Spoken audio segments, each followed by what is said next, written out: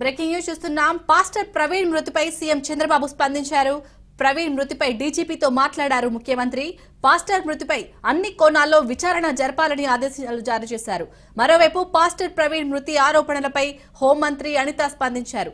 తూర్పుగోదావరి జిల్లా ఎస్పీకి ఫోన్ చేసి ఆరా తీశారు హోంమంత్రి అనిత. పాస్టర్ మరణంపై సమగ్ర విచారణకు ఆదేశించారు అనిత.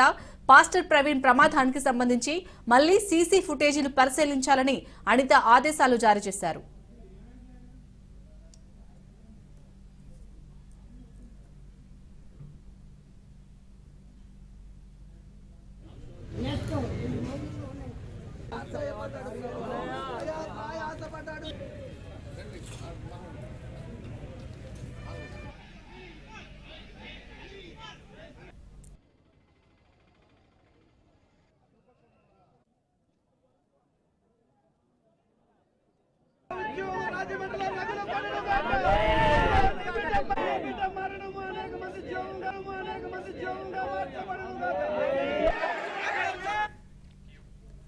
హోంమంత్రి ఆదేశాలతో మళ్లీ 2 సీసీ ఫుటేజ్లను పోలీసులు పరిశీలించారు.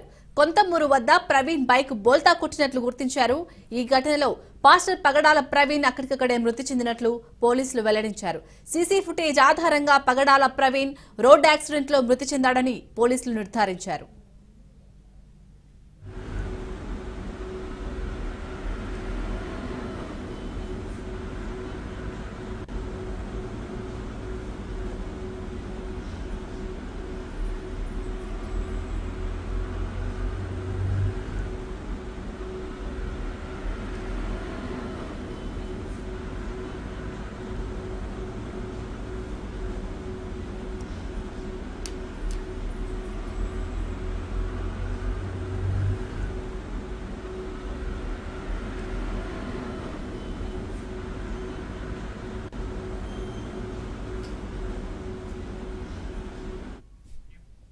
బుల్లెట్ పై విజయవాడ నుంచి రాజమండ్రికి పయనమయ్యాడు పాస్టర్ పగడాల ప్రవీణ్.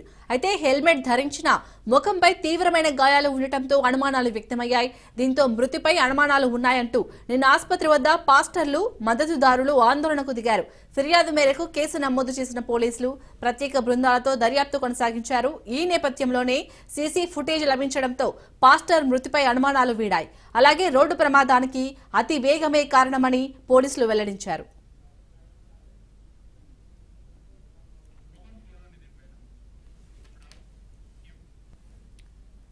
రైట్, మొత్తానికి పాస్టర్ ప్రవీణ్ మృతి వెనుక ఉన్న హిస్టరీ అయితే వీడినట్టుగా తెలుస్తుంది.